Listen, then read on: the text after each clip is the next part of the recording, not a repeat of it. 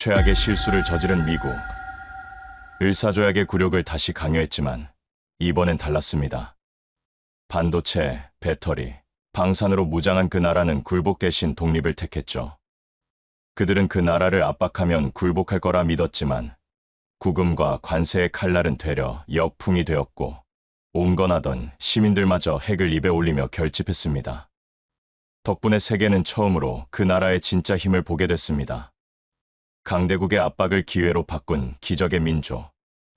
그 나라는 바로 대한민국입니다.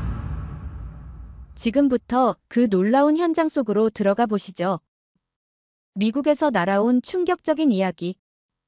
바로 시작합니다. 그리고 지금 어디에서 시청하고 계신지 댓글로 남겨주세요. 여러분의 이야기도 듣고 싶습니다. 그 전에 잠깐 1초 만에 누를 수 있는 좋아요 버튼을 꾹 눌러주시면 영상 제작에 큰 힘이 됩니다. 그럼 바로 사연 시작하겠습니다. 이건 단순한 실수가 아니라 미국은 변명의 여지도 없습니다.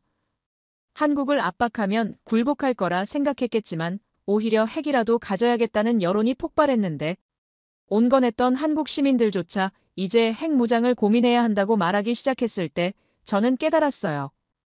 이건 미국이 저지른 최악의 전략적 실수라는 걸 말입니다. 안녕하세요. 저는 알렉산더 마르코입니다. 오랫동안 펜타곤에서 전략 분석을 해왔고 나토에서도 핵 억제 정책을 다뤘으며 현재는 이 위험한 상황의 전개를 분석하고 있습니다. 지난 9월 초에 그 충격적인 장면을 어떻게 잊을 수 있겠습니까? 조지아주 현대차 공장에서 한국 기술자들이 300명이 넘게 구금되는 모습을 목격했을 때의 그 경악스러운 순간 말입니다. 구금된 건 단순한 노동자가 아니었어요. 세계 최고 수준의 반도체와 배터리 기술자들이었는데 그들을 마치 중범죄자처럼 격리 수용하는 장면은 정말 충격적이었습니다. 열악한 임시 시설에서 형편없는 대우를 받으면서도 꺾이지 않던 그들의 자존심, 최악의 처우에도 굴복하지 않던 그들의 품격을 보면서 저는 확신했어요.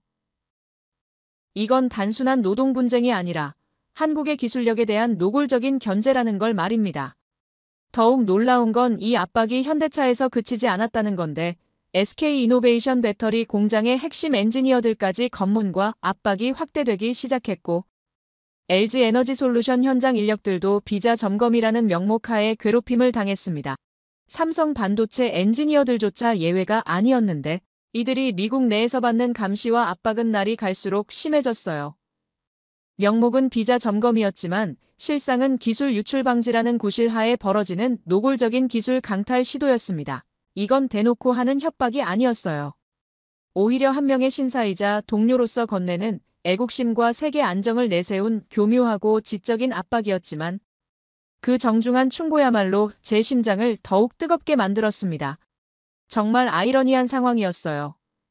미국이 한국 엔지니어들을 구금하면서도 동시에 한화의 K9 자주포와 천국 미사일을 간절히 원하고 있었는데 나토 훈련장에서 한국 무기들이 최고 성능을 보일 때마다 미군 관계자들의 부러운 시선을 목격했습니다. 한쪽으로는 압박하고 다른 쪽으로는 의존하는 이 모순된 상황이 얼마나 우스꽝스러웠는지 아십니까? 특히 한화가 최근 글로벌 방산 수출에서 상위권에 진입하면서 핵심 무기 기술까지 내재화했다는 사실을 미국도 잘 알고 있었어요. 폴란드와 중동 국가들이 한국 무기를 앞다퉈 구매하는 상황에서 미군조차 한국 방산 기업들의 기술에 의존할 수밖에 없는 현실이었습니다. 이 모순은 단순한 산업 문제가 아니라 안보와 핵 억제력까지 연결된 문제였어요. 한국의 3대 축이 바로 반도체, 배터리, 조선인데 여기에 방산까지 더해지면서 완전히 다른 그림이 그려지기 시작했습니다. 한화가 글로벌 방산 수출 1위권에 진입하고 핵심 무기 기술까지 내재화한 상황에서 미국은 한국 기술자를 구금하면서도 아이러니하게 한국 방산 기업들의 무기 수출에는 의존하고 있었어요. 이런 모순적 상황을 지켜보면서 저는 깨달았습니다. 미국이 정말 두려워하는 건 한국의 기술 독립이라는 걸 말이에요. 그런데 정말 예상치 못한 일이 벌어졌습니다. 한국 여론이 완전히 다른 방향으로 흘러가기 시작한 거예요. 처음엔 분노와 굴욕감이었는데 시간이 지나면서 전혀 다른 목소리가 나오기 시작했어요.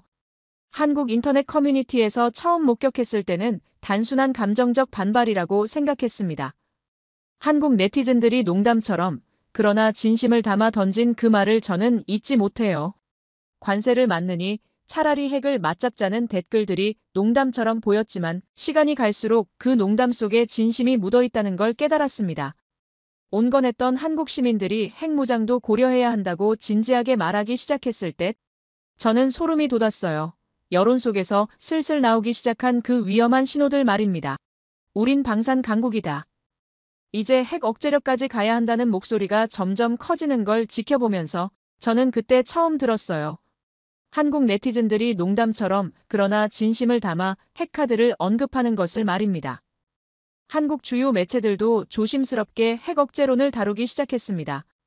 자주 국방의 관점에서 핵 억제력 검토가 필요하다는 기사들이 하나둘 나오기 시작했고, 국회에서도 일부 의원들이 핵 무장론을 공개적으로 언급하기 시작했어요.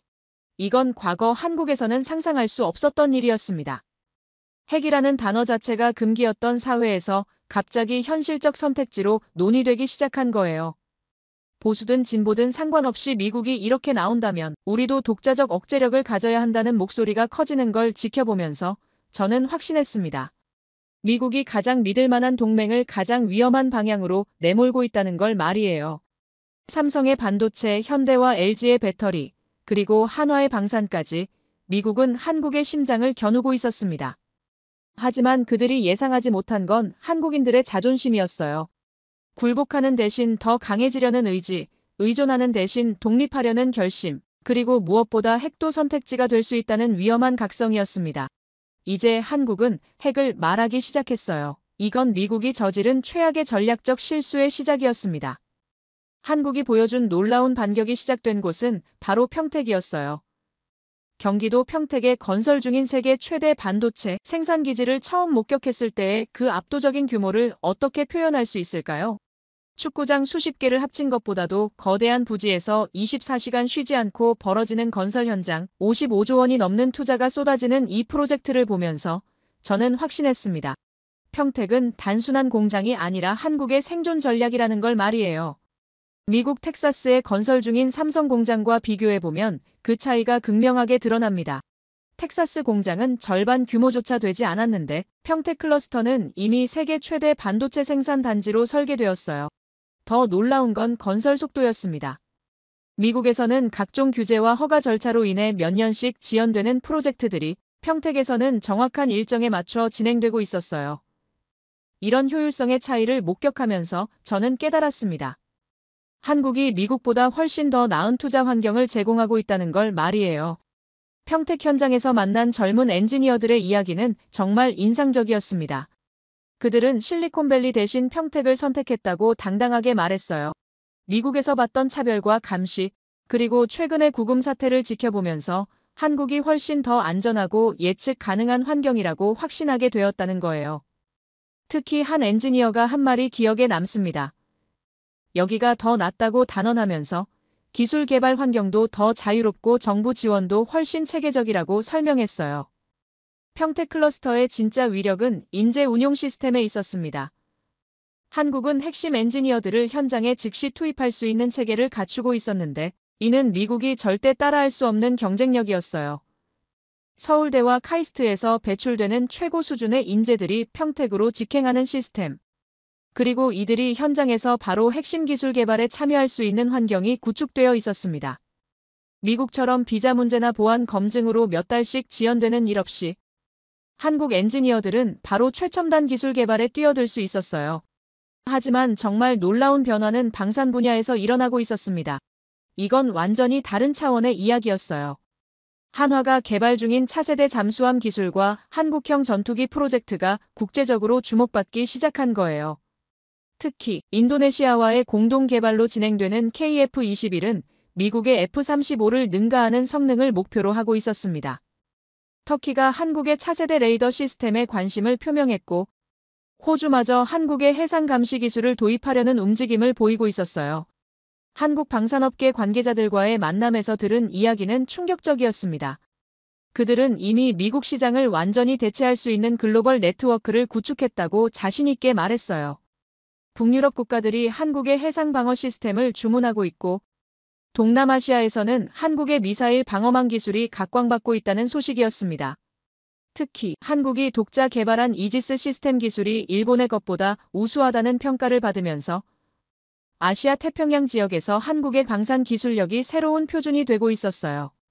평택에서 목격한 또 다른 놀라운 광경은 AI와 로보틱스 기술의 실제 적용이었습니다. 삼성과 현대차가 공동으로 추진하는 무인 생산 시스템이 이미 현실화되고 있었어요. 인간의 개입 없이도 24시간 가동되는 완전 자동화된 생산 라인, 그리고 이를 제어하는 한국산 AI 시스템의 성능은 정말 경이로웠습니다. 2027년까지 생산 공정의 90% 이상을 무인화한다는 목표가 단순한 계획이 아니라 현실적으로 달성 가능한 비전이라는 걸 직접 확인할 수 있었어요. 이런 기술적 성과들을 지켜보면서 한국 사회의 분위기도 완전히 달라지고 있었습니다. 우리 스스로 생존할 힘이 있다는 자신감이 사회 전반에 확산되기 시작했어요. 평택의 성과와 방산 수출의 급성장을 보면서 한국인들은 미국 없이도 충분히 강대국이 될 수 있다는 확신을 갖기 시작했습니다. 특히 젊은 세대들 사이에서는 미국에 대한 의존도를 줄이고 독자적인 길을 가야 한다는 목소리가 점점 커지고 있었어요. 그런데 정말 예상치 못한 변화가 일어나기 시작했습니다. 한국 내부에서 핵이라는 단어가 점점 더 자연스럽게 오르내리게 된 거예요. 감정적 반발 차원을 넘어서서 이제는 구체적이고 체계적인 논의로 발전하고 있었습니다. 평택의 기술력과 방산의 성과를 바탕으로 한국이 핵기술까지 독자 개발할 수 있다는 자신감이 생겨나기 시작한 거예요. 핵은 더 이상 금기가 아니라 현실적으로 고려해 볼 만한 선택지가 되어가고 있었습니다. 한국의 주요 대학과 연구소에서도 조심스럽게 핵기술 연구의 필요성을 언급하기 시작했어요. 물론 평화적 목적이라는 전제 하에서였지만 핵 억제력에 대한 학술적 토론이 공개적으로 이루어지기 시작한 거예요. 이는 과거 한국 사회에서는 상상할 수 없었던 일이었습니다. 핵이라는 주제 자체가 터부시되던 분위기에서 갑자기 현실적 정책 옵션으로 논의되기 시작한 것은 정말 극적인 변화였어요. 삼성의 반도체 기술과 한화의 방산 기술, 이 둘이 결합되면서 한국은 완전히 새로운 차원의 기술 강국으로 부상하고 있었습니다. 평택에서 생산되는 첨단 반도체가 한화의 미사일 시스템에 적용되고 한화의 방어 기술이 삼성의 생산 시설을 보호하는 시너지 효과가 나타나기 시작했어요.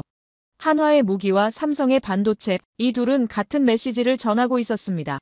우린 혼자가 아니라는 강력한 신호 말이에요. 평택을 떠나면서 저는 확신했습니다. 미국이 한국을 압박할수록 한국은 더욱 강해지고 있다는 걸 말이에요. 구금 사태로 시작된 갈등이 오히려 한국의 기술 독립을 가속화시키고 있었고 핵 논의까지 현실화시키고 있었습니다. 이제 한국은 정말로 선택받는 강대국이 되어가고 있었어요.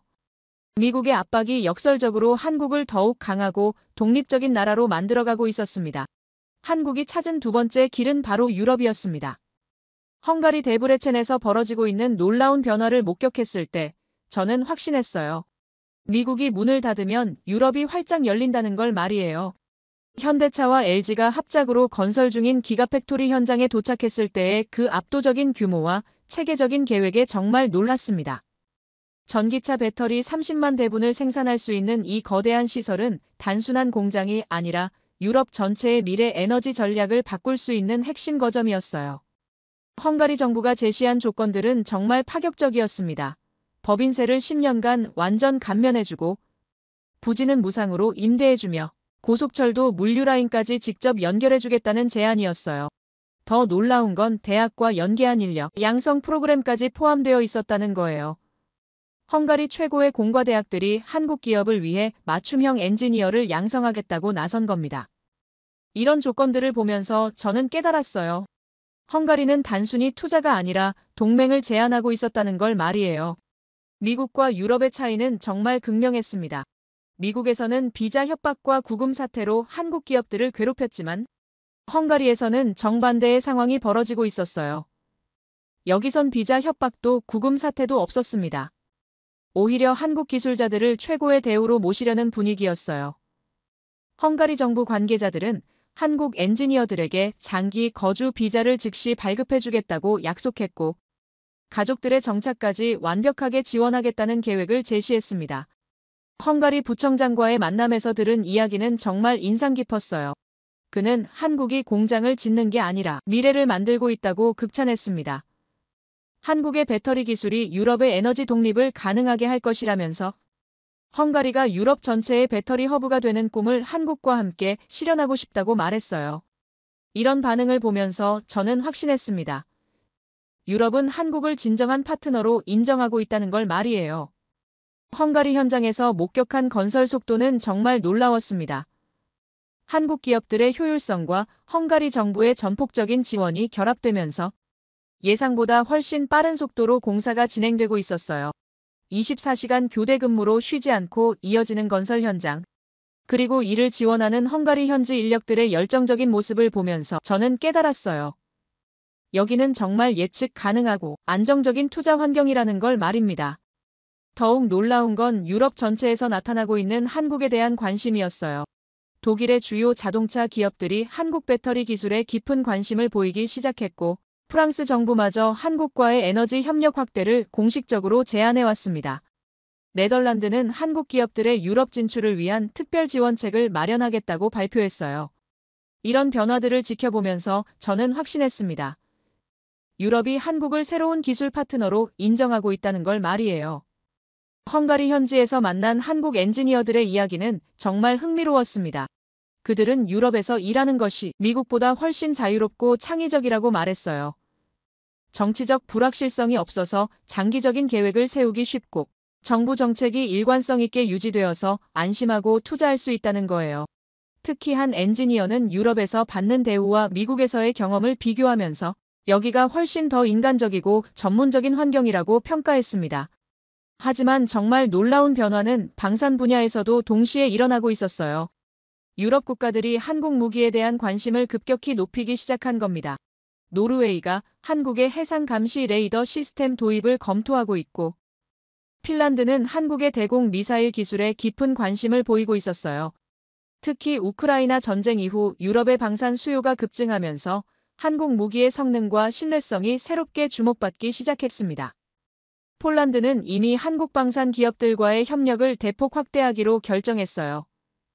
기존의 K9 자주포 도입에 이어서 차세대 전투기 공동 개발까지 논의하고 있었습니다. 체코와 슬로바키아도 한국의 방공 시스템에 관심을 표명했고, 루마니아는 한국과의 해군 협력 확대를 제안해왔어요. 이런 변화들을 지켜보면서 저는 깨달았습니다. 한국의 무기와 배터리 모두가 유럽의 심장을 움직이고 있다는 걸 말이에요. 유럽 언론들의 반응도 정말 놀라웠습니다. 독일의 주요 경제지는 한국을 미래 산업의 모델로 삼아야 한다는 사설을 실었어요. 프랑스 언론은 한국의 기술 혁신 속도를 유럽이 배워야 할 교훈이라고 평가했습니다. 영국의 유력 매체들도 한국의 산업 정책을 유럽 통합의 새로운 방향으로 제시해야 한다고 주장했어요. 이런 반응들을 보면서 저는 확신했습니다. 세계가 한국을 배우려 하고 있다는 걸 말이에요. 헝가리 대학들과의 협력 프로그램도 정말 인상적이었는데, 부다페스트 공과대학과 데브레찬 대학이 한국 기업들을 위한 맞춤형 교육과정을 개설하기로 했어요. 한국어 교육과정까지 포함해서 한국 기업 문화를 이해하는 엔지니어들을 양성하겠다는 계획이었습니다. 더 놀라운 건 헝가리 젊은이들이 한국 기업에서 일하는 것을 최고의 기회로 여기고 있다는 거였어요. 이런 변화를 지켜보면서 저는 깨달았습니다. 한국이 더 이상 배우는 나라가 아니라 가르치는 나라가 되었다는 걸 말이에요. 특히 유럽연합 차원에서도 한국과의 협력 확대에 적극적인 모습을 보이고 있었습니다. 브뤼셀의 유럽연합 본부에서는 한국과의 전략적 파트너십을 한 단계 더 격상시키는 방안을 검토하고 있었어요. 그린딜 정책과 한국의 배터리 기술을 연계한 대규모 협력 프로젝트를 검토 중이며, 유럽연합이 중국 의존도를 줄이고 한국과의 협력을 확대하려는 움직임이 본격화되고 있어요. 헝가리 현지에서 만난 유럽 기업 관계자들의 이야기도 흥미로웠는데, 그들은 한국 기업들의 기술력과 실행력에 깊은 감명을 받았다고 말했어요. 특히 한국 기업들이 약속한 일정을 정확히 지키고 기술 이전도 적극적으로 해주는 모습에서 진정한 파트너십을 느꼈다는 거예요. 이런 신뢰관계가 형성되면서 유럽 전체에서 한국 기업들과의 협력을 원하는 목소리가 커지고 있었습니다. 헝가리를 떠나면서 저는 확신했어요. 미국이 한국을 밀어낼수록 유럽은 한국을 더욱 환영하고 있다는 걸 말입니다. 구금 사태로 시작된 갈등이 오히려 한국에게 새로운 기회를 열어주고 있었어요. 이제 한국은 산업과 안보 양쪽에서 유럽의 핵심 파트너가 되어가고 있었습니다. 미국의 압박이 역설적으로 한국을 더 글로벌하고 다변화된 강국으로 만들어가고 있었어요. 세계가 한국을 새로운 리더로 인정하기 시작한 역사적 순간을 목격하고 있었습니다. 트럼프의 최후 통첩이 떨어진 순간을 저는 평생 잊지 못할 거예요. 25% 관세 폭탄과 함께 한국에 3,500억 달러를 요구한다는 소식을 들었을 때의 그 충격적인 순간 말입니다. 이건 단순한 무역 분쟁이 아니었어요. 한국의 경제적 주권을 완전히 포기하라는 노골적인 요구였습니다. 3,500억 달러라는 천문학적 숫자는 한국 외환 보유고의 84%에 해당하는 금액이었는데 이는 사실상 경제적 식민지화를 의미하는 것이었어요. 트럼프는 한국을 협상 테이블에 앉히려 했지만 오히려 한국인들의 분노만 키웠습니다. 더욱 분노를 자아낸 건 일본과의 차별적인 대우였어요. 일본에게는 5대5 수익 분배라는 상당히 우호적인 조건을 제시하면서 한국에게는 9대1이라는 굴욕적인 조건을 강요했습니다. 같은 동맹국이라고 하면서도 이렇게 노골적으로 차별하는 모습을 보면서 저는 깨달았어요. 미국에게 한국은 진정한 파트너가 아니라 그저 이용할 수 있는 도구에 불과했다는 걸 말이에요. 일본엔 우호적 조건을 한국엔 굴욕적 조건을 제시하는 이 이중잣대가 과연 동맹의 모습이냐는 의문이 한국 사회 전체에 확산되기 시작했습니다. 한국 기업들의 반응은 즉각적이었어요. 미국 내 투자 계획들이 하나둘 중단되기 시작했고 일부 프로젝트는 아예 백지화되었습니다.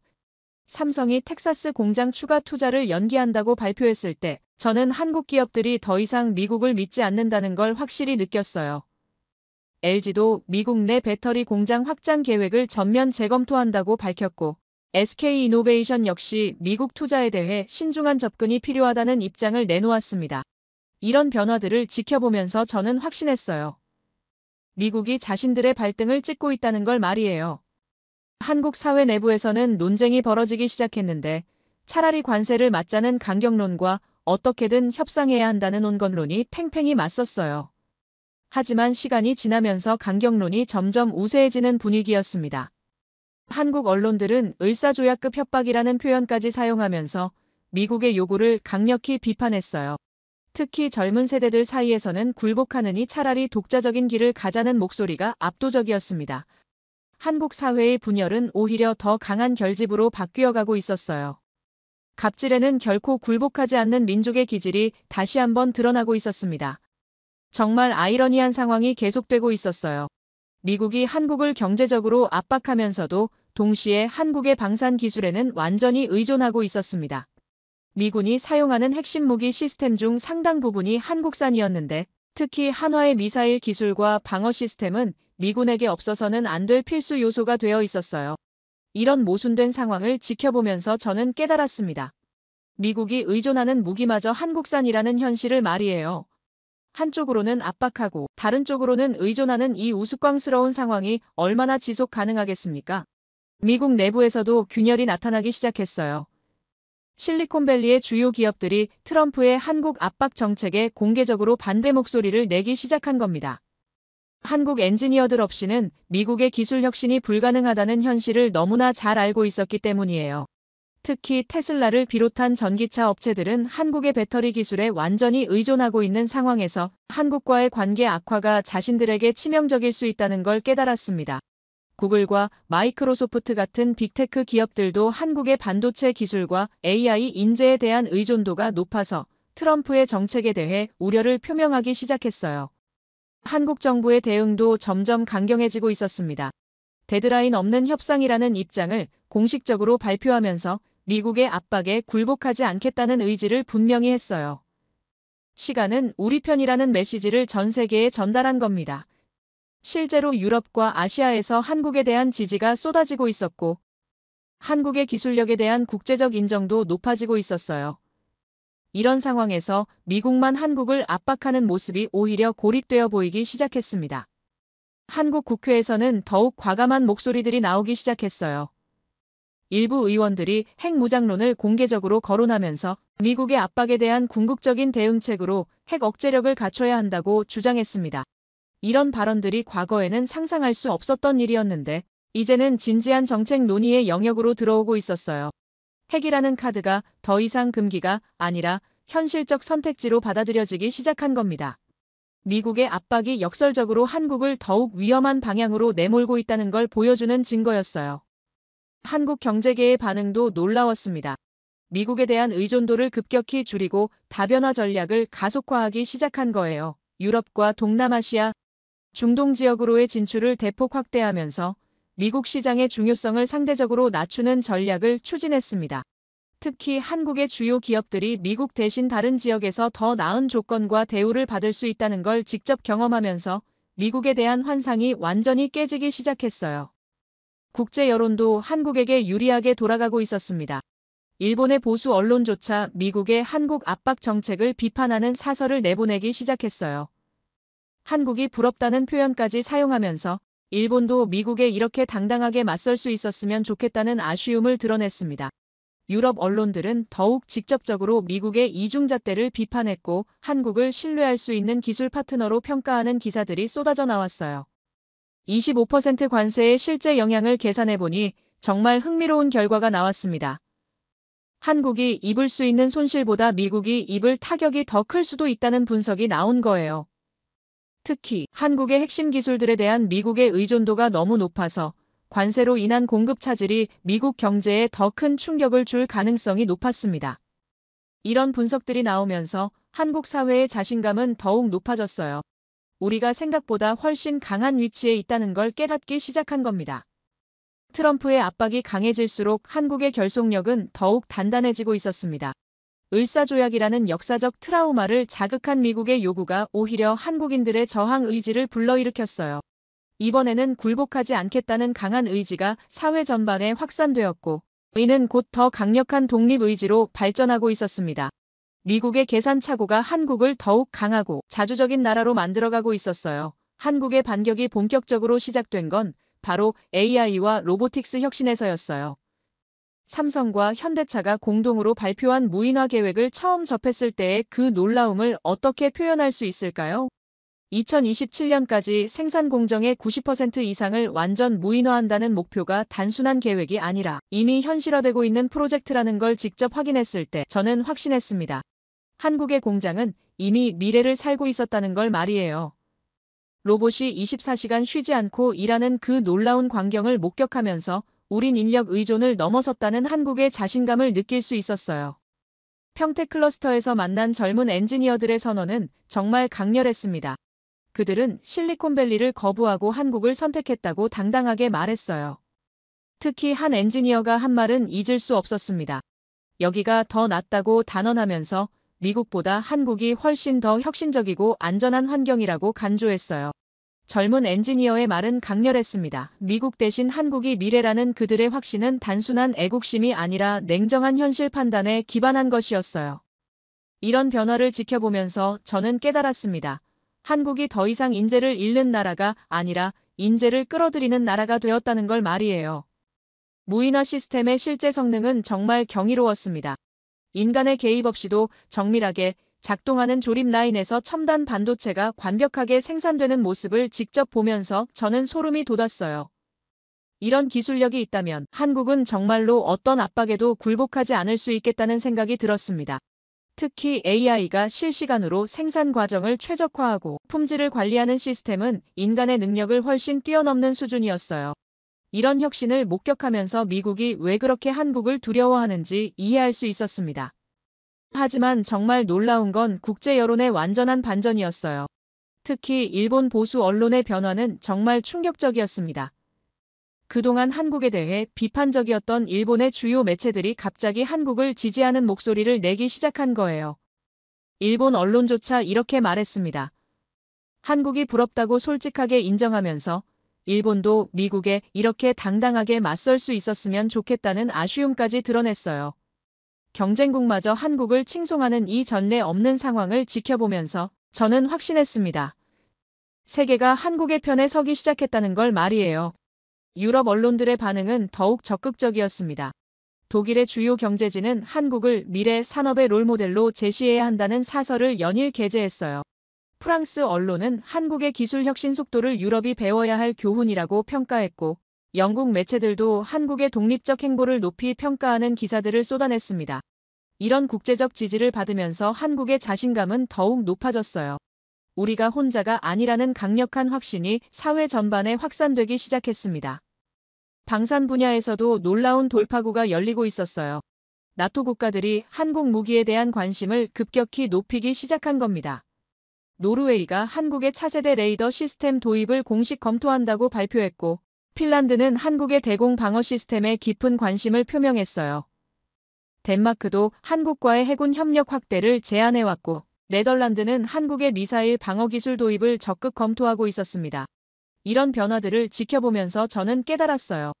우리 무기가 세계 전장을 지배하기 시작했다는 걸 말이에요. 특히 발트해 연안 국가들의 반응이 인상적이었습니다.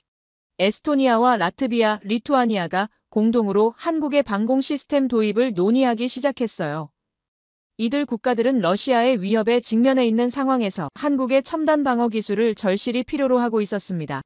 체코와 슬로바키아도 한국과의 방산 협력 확대에 적극적인 모습을 보였고, 루마니아는 한국의 해상 감시 시스템에 특별한 관심을 나타냈어요. 이런 나토 국가들의 러브콜을 받으면서 한국 방산업계의 자신감은 하늘을 찔렀습니다. 한화의 무기와 삼성의 반도체가 같은 메시지를 전하고 있었어요. 우린 혼자가 아니라는 강력한 신호였습니다. 이 두 분야의 성공이 결합되면서 한국은 완전히 새로운 차원의 기술 강국으로 부상하고 있었어요. 산업과 방산이라는 두 날개를 모두 갖춘 나라는 세계에서 몇 되지 않았는데 한국이 바로 그런 나라가 되어가고 있었습니다. 이런 변화를 지켜보면서 저는 확신했어요. 한국이 더 이상 누구에게도 의존하지 않는 완전한 독립국이 되어가고 있다는 걸 말이에요. 하지만 가장 놀라운 변화는 핵 억제론의 급속한 확산이었습니다. 한국 사회에서 핵은 선택지가 될 수 있다는 여론이 가속화되기 시작한 거예요. 이제는 단순한 감정적 반발을 넘어서서 구체적이고 체계적인 논의로 발전하고 있었어요. 한국의 기술력과 경제력을 바탕으로 핵 억제력까지 갖춘다면 완전한 자주국방이 가능하다는 주장이 설득력을 얻기 시작했습니다. 핵은 더 이상 금기가 아니라 현실적 선택지로 받아들여지고 있었어요. 한국 학계에서도 핵 억제론에 대한 학술적 연구가 본격화되기 시작했습니다. 서울대와 연세대, 고려대의 국제정치학과에서 핵 억제력과 자주국방에 대한 세미나가 연이어 개최되었어요. 이런 학술적 토론이 공개적으로 이루어진다는 것 자체가 과거에는 상상할 수 없었던 일이었습니다. 핵이라는 주제가 더 이상 터부가 아니라 진지한 정책 연구의 대상이 되고 있다는 걸 보여주는 증거였어요. 한국 여론조사 결과도 놀라웠습니다. 핵무장에 대한 지지율이 예상보다 훨씬 높게 나타났어요. 특히 젊은 세대일수록 핵 억제력 보유에 대해 긍정적인 반응을 보였고, 미국의 압박이 계속된다면 핵무장도 불가피하다는 의견이 다수를 차지했습니다. 이런 여론 변화를 지켜보면서 저는 깨달았어요. 한국이 정말로 위험한 선택을 고려하기 시작했다는 걸 말이에요. 국제사회의 반응도 흥미로웠습니다. 프랑스와 영국 같은 핵보유국들조차 한국의 핵 논의에 대해 이해할 만하다는 반응을 보였어요. 특히 프랑스 외교부 관계자는 한국이 자주국방을 추구하는 것은 주권국가로서 당연한 권리라는 입장을 밝혔습니다.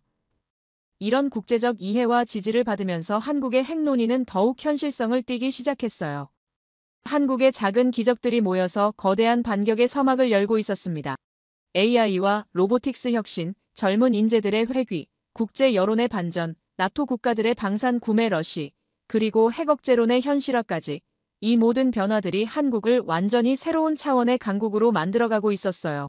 미국의 압박이 역설적으로 한국을 더욱 강하고 독립적인 나라로 만들어가는 역사적 순간을 목격하고 있었습니다. 트럼프의 최후 통첩이 떨어진 순간은 정말 숨막히는 순간이었어요. 협상 서명이 없으면 25% 관세를 즉시 부과하겠다는 선언과 함께 3,500억 달러를 즉시 지불하라는 요구가 동시에 나왔을 때 말입니다. 25% 관세라는 것은 이미 전면전을 의미하는 것이었는데 여기에 천문학적 금액까지 요구하는 것은 완전히 다른 차원의 압박이었어요. 이건 협상이 아니라 항복 요구였습니다. 트럼프의 요구는 을사조약을 떠올리게 했지만 하지만 이번엔 달랐어요. 한국은 굴복하지 않았습니다. 3,500억 달러라는 숫자의 의미를 깨달았을 때 저는 정말 경악했어요. 이는 한국 외환 보유고의 84%에 해당하는 금액이었는데 사실상 한국의 경제적 주권을 완전히 포기하라는 요구와 다름없었습니다. 외환 보유고 84%를 내놓으라는 것은 이건 경제적 식민지화였어요. 한국을 완전히 미국에 종속시키려는 노골적인 시도였습니다. 이런 요구를 받고도 굴복하지 않는 나라가 과연 몇이나 될까요? 하지만 한국은 달랐어요. 120년 전의 굴욕을 되풀이하지 않겠다는 강철 같은 의지를 보여주었습니다. 한국 정부의 대응은 정말 단호했어요. 데드라인 없는 협상이라는 입장을 공식 발표하면서 미국의 압박에 정면으로 맞섰습니다. 한국은 말했어요. 시간은 우리 편이라고 분명히 선언한 겁니다. 이는 미국의 조급함과 한국의 여유로움을 대비시키는 강력한 메시지였어요. 실제로 시간이 지날수록 한국에게 유리한 상황들이 계속 만들어지고 있었는데 유럽과의 협력은 확대되고 있었고 방산 수출은 늘어나고 있었으며 기술 독립도는 높아지고 있었습니다. 시간 끌기가 아니라 시간 활용이었어요. 하지만 정말 놀라운 변화는 미국 내부에서 일어나기 시작했습니다. 실리콘밸리의 거대 기업들이 트럼프의 정책에 공개적으로 반기를 들기 시작한 거예요. 특히 전기차 업계의 반발이 강렬했는데 한국의 배터리 기술 없이는 미국의 전기차 산업이 완전히 마비될 수 있다는 위기감이 팽배했습니다. 머스크를 비롯한 주요 경영자들이 한국과의 관계 악화가 자신들에게 치명적일 수 있다고 공개적으로 우려를 표명했어요. 머스크의 반발은 곧 미국 내부의 균열이었습니다. IT 업계의 반발도 거셌어요. 한국 엔지니어들과 한국의 반도체 기술에 완전히 의존하고 있는 상황에서 비자 차단과 관세, 압박은 자살행위나 다름없다는 목소리가 쏟아져 나왔습니다. 주요 기술 기업들의 경영진들이 연이어 한국과의 협력 중단이 미국 기술 산업에 미칠 파급 효과에 대해 경고했어요. 이런 내부 반발을 지켜보면서 저는 확신했습니다. 미국이 스스로 발등을 찍고 있다는 걸 말이에요. 금융계에서도 우려의 목소리가 나오기 시작했어요. 한국과의 관계 악화가 글로벌 공급망에 미칠 충격과 이로 인한 미국 경제의 타격을 걱정하는 분석들이 쏟아져 나왔습니다. 특히 한국의 핵심 기술들에 대한 미국의 의존도가 너무 높아서 관세나 제재가 오히려 미국에게 더 큰 손실을 안길 수 있다는 분석이 설득력을 얻고 있었어요. 이런 분석들이 나올수록 트럼프의 정책에 대한 미국 내 의구심은 커져갔습니다. 하지만 가장 충격적인 변화는 한국 사회에서 일어나고 있었어요. 핵무장론이 공개적인 토론 주제로 완전히 자리 잡은 겁니다. 나는 그때 처음으로 한국의 핵 논쟁이 공적 담론으로 올라오는 것을 보았어요. 이제는 조심스러운 언급이 아니라 당당하고 체계적인 논의가 되었습니다. 관련 분야 전문가들 사이에서 핵 억제력에 대한 구체적이고 현실적인 토론이 활발해지기 시작했어요. 학계에서도 핵 억제론에 대한 연구가 본격화되었습니다. 일부 연구기관에서는 핵 억제력과 자주국방에 대한 세미나가 연이어 개최되었고 이런 학술적 접근이 핵 논의에 더욱 체계성을 부여했어요. 과거에는 상상할 수 없었던 일이 현실이 되고 있었습니다. 핵이라는 주제가 더 이상 금기가 아니라 진지한 정책 연구의 대상이 되어버린 거예요. 여론조사 결과들도 놀라웠습니다. 관련 조사기관들이 실시한 설문에서 핵무장 지지율이 예상보다 훨씬 높게 나타났어요. 특히 젊은 세대일수록 핵 억제력 보유에 대해 긍정적인 반응을 보였고 미국의 압박이 계속된다면 핵무장도 불가피하다는 의견이 상당한 비중을 차지했습니다. 을사조약 같은 굴욕을 다시는 당하지 않기 위해서라면 핵무장도 고려해야 한다는 의견이 광범위한 지지를 받고 있었어요. 일부 매체에서는 핵 억제력의 필요성에 대한 심층 분석 기사들을 연이어 내보냈고 이런 보도들이 국민들의 핵무장론에 대한 이해도를 높이는 역할을 했습니다. 핵이 더 이상 현실과 동떨어진 이야기가 아니라 진지하게 고려해볼 만한 선택지라는 인식이 확산되고 있었어요. 또한 핵보유국들이 한국의 핵 논의에 대해 의외로 이해하는 반응을 보였는데 주권국가가 자주국방을 추구하는 것은 당연한 권리라는 입장을 밝히는 나라들이 나타나기 시작했고 한국의 상황을 충분히 이해할 만하다는 반응도 있었습니다. 이런 국제적 이해가 한국의 핵 논의에 더욱 현실성을 부여하고 있었어요.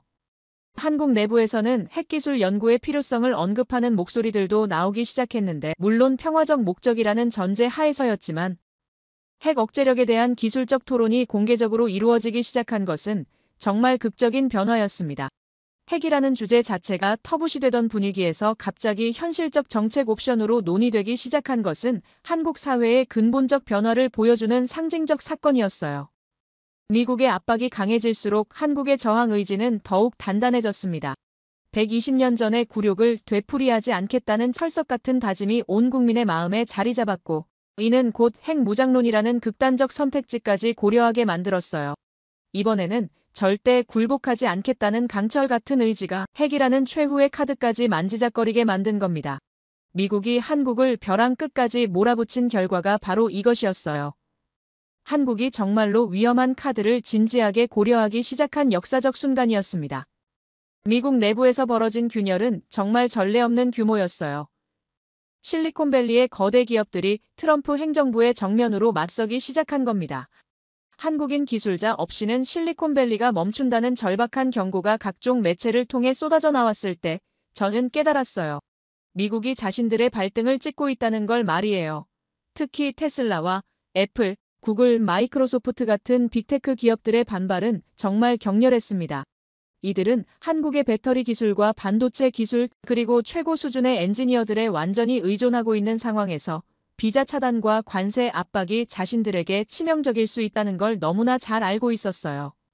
머스크의 공개적 반발은 특히 충격적이었는데 그는 한국 배터리 기술 없이는 전기차 혁명이 불가능하다고 단언했어요.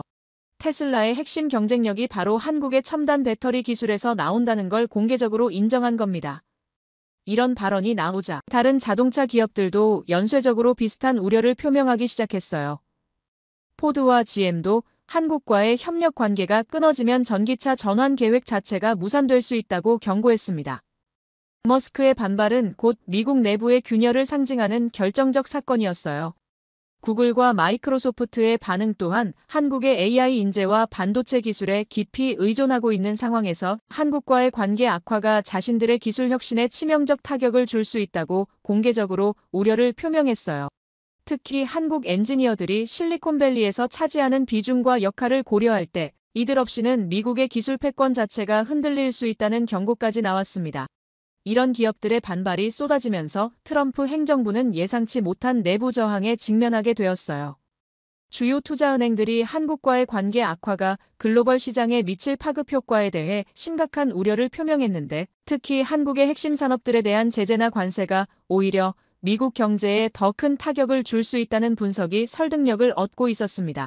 한국 없이는 미국의 첨단 제조업이 제대로 돌아갈 수 없다는 현실을 냉정하게 인정하는 보고서들이 연이어 발표되었어요. 하지만 한국의 반응은 더욱 강렬했습니다. 미국의 압박에 굴복하는 대신 완전히 반대 방향으로 나아가기 시작한 거예요.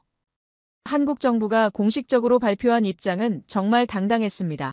차라리 관세를 막겠다는 선언과 함께 3,500억 달러는 미국에 주는 대신 국내 기술 투자에 사용하겠다고 발표한 겁니다. 한국은 외쳤어요. 차라리 관세를 막겠다고 당당하게 선언하면서 그 돈으로 한국의 기술 독립을 완성하겠다는 강력한 의지를 보여주었어요. 이런 한국의 강경 대응은 국민들에게 폭발적인 지지를 받게 되면서 굴복하는 대신 맞서 싸우겠다는 정부의 입장이 온 국민의 마음을 사로잡았어요. 특히 젊은 세대들은 이런 당당한 모습을 보며 자랑스러워했고 미국에 굴복하지 않는 한국의 모습에 뜨거운 박수를 보냈습니다. 3,500억 달러를 국내 투자에 사용한다는 계획도 구체적으로 발표되었는데 이는 평택 클러스터 확장과 차세대 기술 개발, 그리고 방산 기술 고도화에 집중 투자하겠다는 내용이었어요. 평택과 헝가리 그리고 유럽 각국에서의 성과들이 한국의 자신감을 뒷받침하고 있었습니다. 미국 없이도 충분히 성장할 수 있다는 현실적 근거가 이미 마련되어 있었기 때문에 한국의 강경 대응이 무모한 도박이 아니라 계산된 전략이라는 걸 모두가 알 수 있었어요. 특히 한화의 방산 수출 성과가 현실적 대안으로 부상하면서 한국이 미국에 의존하지 않고도 충분히 성장할 수 있다는 확신이 더욱 강해졌습니다. 하지만 가장 놀라운 변화는 국제 여론에서 일어났어요. 그동안 미국의 편에 서왔던 동맹국들마저 한국을 지지하기 시작한 겁니다. 특히 일본의 변화는 정말 충격적이었어요. 일본 언론조차 한국을 부러워하기 시작했고 이건 정말 전례 없는 일이었습니다. 일본의 보수 매체들이 한국의 당당한 모습을 칭찬하면서 일본도 미국에 이렇게 맞설 수 있었으면 좋겠다는 아쉬움까지 드러냈어요. 경쟁국이었던 일본마저 한국의 편에 서는 이 놀라운 반전을 지켜보면서 저는 확신했습니다. 세계가 한국을 새로운 리더로 인정하기 시작했다는 걸 말이에요. 유럽의 반응은 더욱 적극적이었습니다. 유럽연합이 공식적으로 한국을 신뢰할 수 있는 전략적 파트너로 인정한다고 발표했어요. 이는 미국이 한국을 압박하는 동안 유럽이 한국을 더욱 적극적으로 끌어안겠다는 의미였습니다. 독일과 프랑스를 비롯한 주요 유럽 국가들이 한국과의 협력 확대를 공식 제안했고, 투자 환경을 파괴한 건 미국이라는 비판까지 공개적으로 나왔어요. 이런 유럽의 지지는 한국에게 강력한 힘이 되었습니다. 중동과 동남아시아 그리고 아프리카까지 한국을 지지하는 목소리가 확산되기 시작했어요. 이들 지역의 국가들은 미국의 일방적 압박을 비판하면서 한국의 자주적 행보를 높이 평가한다는 입장을 잇따라 발표했습니다. 특히 한국의 기술력과 방산 능력을 필요로 하는 국가들이 한국과의 협력 확대를 적극 제안해왔어요.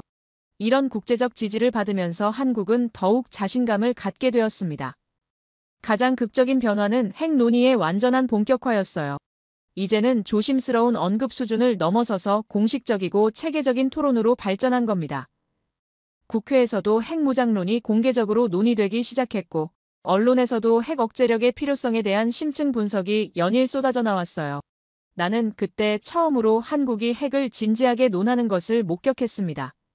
이젠 금기가 아니라 진지한 선택지라는 인식이 사회 전반에 확산되고 있었어요. 핵 논의의 수준도 놀라울 정도로 체계적이고 현실적이었습니다. 단순한 감정적 반발을 넘어서서 구체적인 기술적 검토와 전략적 분석이 이루어지기 시작했어요. 관련 전문가들 사이에서는 한국의 기술력으로 핵 억제력을 갖추는 것이 충분히 가능하다는 평가가 나오고 있었고, 이런 기술적 자신감이 핵 논의에 더욱 현실성을 부여하고 있었습니다. 과거에는 상상할 수 없었던 수준의 공개적이고 진지한 핵 논의가 한국 사회 전반에서 벌어지고 있었어요. 여론조사 결과들도 이런 변화를 뒷받침하고 있었습니다. 핵무장 지지율이 계속해서 상승하고 있었고, 특히 미국의 압박이 계속된다면 핵무장도 불가피하다는 의견이 압도적 다수를 차지하게 되었어요. 120년 전의 굴욕을 되풀이하지 않기 위해서라면 어떤 선택도 할 수 있다는 국민적 각오가 핵무장론에 대한 지지로 이어지고 있었습니다. 이런 여론 변화는 한국 정치권에도 강력한 영향을 미치고 있었어요. 국제사회의 핵 논의에 대한 반응도 흥미로웠습니다. 일부 국가들이 한국의 핵 논의에 대해 이해한다는 반응을 보이기 시작했어요. 주권국가가 극단적 압박에 직면했을 때 자주국방을 고려하는 것은 당연하다는 입장을 밝히는 나라들이 나타났고, 이런 국제적 이해가 한국의 핵 논의에 더욱 정당성을 부여하고 있었습니다. 핵 보유국들조차 한국의 상황을 충분히 이해할 만하다는 반응을 보이고 있었어요. 미국의 압박이 강해질수록 한국의 반격은 더욱 체계적이고 전략적으로 발전하고 있었습니다. 굴복하는 대신 맞서 싸우는 길을 선택한 한국이 국제사회로부터 광범위한 지지를 받고 있었고, 이는 곧 한국의 위상 변화를 의미하는 것이었어요. 더 이상 미국에 의존하는 약소국이 아니라 스스로의 길을 당당하게 개척해 나가는 중견 강국으로 인정받기 시작한 겁니다. 미국의 압박이 역설적으로 한국을 더욱 강하고 독립적인 나라로 만들어가는 역사적 순간을 목격하고 있었어요. 이번 사태로 인하여 미국이 저지른 계산 착오의 규모를 깨달은 순간은 정말 충격적인데, 3,500억 달러 요구와 구금 사태로 한국 여론을 완전히 적으로 돌려놓았다는 현실을 마주했을 때 말입니다. 그들은 한국을 과소평가했어요. 압박하면 굴복할 거라 생각했겠지만 오히려 한국을 더욱 강하고 독립적인 나라로 만들어버린 겁니다. 미국 내 기업들과 정치권도 한국을 잃어선 안 된다는 위기감을 갖기 시작했는데, 이미 돌이킬 수 없는 강을 건너버린 후였어요. 한국은 더 이상 미국의 압박에 굴복하지 않는 나라가 되어 있었습니다. 하지만 정말 놀라운 변화는 러시아와의 관계에서 일어나고 있었는데, 미국이 한국을 밀어낼수록 러시아는 점진적으로 한국과 가까워지고 있었습니다. 에너지와 자원 분야에서의 협력이 확대되기 시작했고, 한국 기업들의 러시아 극동 지역 투자도 늘어나고 있었어요. 특히 시베리아 개발 프로젝트에 한국의 건설 기술과 조선 기술이 적극 활용되기 시작했는데, 이는 과거에는 상상할 수 없었던 협력이었습니다. 러시아는 천천히 그러나 꾸준히 한국과 가까워지고 있었어요. 또한 북핵 문제와 육자 회담에서도 한국과 러시아의 협력 기반이 더욱 단단해지고 있었습니다. 양국이 한반도 평화 정착이라는 공통 목표를 위해 긴밀히 협력하는 모습을 보면서 저는 깨달았어요. 지정학적 구도가 완전히 바뀌고 있다는 걸 말이에요. 미국이 한국을 압박하는 동안 러시아는 현실적이고 실용적인 파트너로서 한국에게 다가가고 있었습니다. 이런 변화는 단순한 경제 협력을 넘어서서 전략적 차원의 관계 변화를 의미하는 것이었어요. 뿐만 아니라 문화와 인적 교류 분야에서도 놀라운 변화가 일어나고 있었는데 러시아 내에서 한류가 급속도로 확산되고 있었고 한국어 교육에 대한 관심도 폭발적으로 증가하고 있었어요. 동시에 한국 내에서도 러시아 문화에 대한 관심이 높아지고 있었고 러시아 노동자들의 한국 진출도 늘어나고 있었습니다. 이런 인적 교류의 확대는 양국 관계의 기반을 더욱 단단하게 만들고 있었어요. 미국이 한국을 밀어낼수록 러시아와의 유대는 더욱 깊어지고 있었습니다. 한국의 위상 변화는 정말 극적이었어요. 반도체와 배터리, 방산이라는 3대 전략 산업으로 세계 질서를 주도하기 시작한 겁니다. 더 이상 미국의 보호를 받는 약소국이 아니라 스스로의 힘으로 서는 중견 강국이 되어 있었어요. 특히 핵 억제론까지 현실적 논의가 되면서 한국은 국제적 파급력이 급상승한 나라로 인정받기 시작했습니다. 이제 세계 각국이 한국을 선택받고 싶어하는 파트너로 여기고 있었어요. 유럽에서의 성과가 이런 위상 변화를 더욱 확실하게 만들어주고 있었습니다. 헝가리를 비롯한 동유럽 국가들이 한국을 전략적 파트너로 인정하면서 한국은 더 이상 종속적 동맹이 아니라 선택받는 강대국 파트너로 부상했어요. 독일과 프랑스 같은 서유럽 강국들도 한국과의 협력을 적극 원하고 있었고 나토 국가들까지 한국의 방산 기술을 간절히 원하고 있었습니다. 이런 변화를 지켜보면서 저는 확신했어요. 한국이 완전히 새로운 차원의 국가가 되었다는 걸 말이에요. 아시아 태평양 지역에서도 한국의 위상이 급격히 높아지고 있었습니다. 동남아시아 국가들이 한국의 기술력과 투자를 적극 유치하려 하고 있었고 중동 지역에서도 한국과의 협력 확대를 원하는 목소리가 높아지고 있었어요. 특히 한국의 방산 기술에 대한 관심이 폭발적으로 증가하면서 한국은 글로벌 방산 시장에서도 주요 플레이어로 인정받게 되었습니다. 이런 변화들이 모여서 한국을 진정한 중견 강국으로 만들어가고 있었어요. 미국 내에서도 위기감이 급속도로 확산되고 있었습니다. 정치권과 경제계에서 한국을 잃으면 안 된다는 목소리가 커지기 시작한 거예요. 이러다간 최고의 동맹을 잃는다는 경고가 각종 매체와 싱크탱크에서 쏟아져 나왔습니다. 특히 한국이 떠나면 미국이 기술과 안보 양쪽에서 심각한 공백에 직면할 수 있다는 분석이 설득력을 얻고 있었어요. 한국의 반도체 기술과 배터리 기술, 그리고 첨단 방산 기술에 대한 미국의 의존도가 너무 높아서 한국과의 관계 악화가 미국에게 치명적일 수 있다는 현실을 뒤늦게 깨닫기 시작한 겁니다. 실리콘밸리에서도 한국과의 협력 관계 회복이 절실하다는 목소리가 나오고 있었어요. 한국 엔지니어들과 한국의 기술력 없이는 미국의 기술 패권 자체가 흔들릴 수 있다는 위기감이 팽배했습니다. 특히 AI와 반도체 분야에서 한국과의 협력이 중단되면 미국의 기술 발전이 크게 지연될 수 있다는 분석이 나오고 있었어요. 이런 현실적 위기감이 미국 내에서 한국에 대한 접근 방식을 재검토해야 한다는 목소리로 이어지고 있었습니다. 군사 안보 분야에서도 한국의 중요성이 새롭게 부각되고 있었어요. 한국의 방산 기술이 미군에게도 필수적이라는 사실이 더욱 명확해지면서 한국과의 관계 악화가 미국의 안보에도 악영향을 줄 수 있다는 우려가 커지고 있었습니다. 특히 인도 태평양 지역에서 한국의 전략적 가치가 재평가되고 있었고 한국 없이는 이 지역에서의 미국의 영향력 유지가 어려울 수 있다는 분석도 나오고 있었어요. 핵 억제론의 현실화도 미국에게는 심각한 우려 요소가 되고 있었습니다. 한국이 정말로 핵무장을 추진할 가능성이 높아지면서 이는 동아시아 전체의 안보 구도를 완전히 바꿔놓을 수 있는 게임 체인저가 될 수 있었어요. 미국의 아시아 전략에도 근본적인 변화가 필요할 수 있다는 분석이 나오고 있었고 이런 가능성만으로도 미국에게는 큰 부담이 되고 있었습니다. 한국의 핵무장 가능성이 현실화될수록 미국의 전략적 고민은 깊어질 수밖에 없었어요. 러시아와 중국도 한국의 변화를 예의주시하고 있었습니다. 특히 러시아는 한국과의 협력 확대를 통해 아시아, 태평양 지역에서의 영향력을 확대할 수 있는 기회로 보고 있었어요. 중국 역시 한국의 기술력과 미국과의 갈등 상황을 자신들에게 유리하게 활용할 수 있는 방안을 모색하고 있었습니다.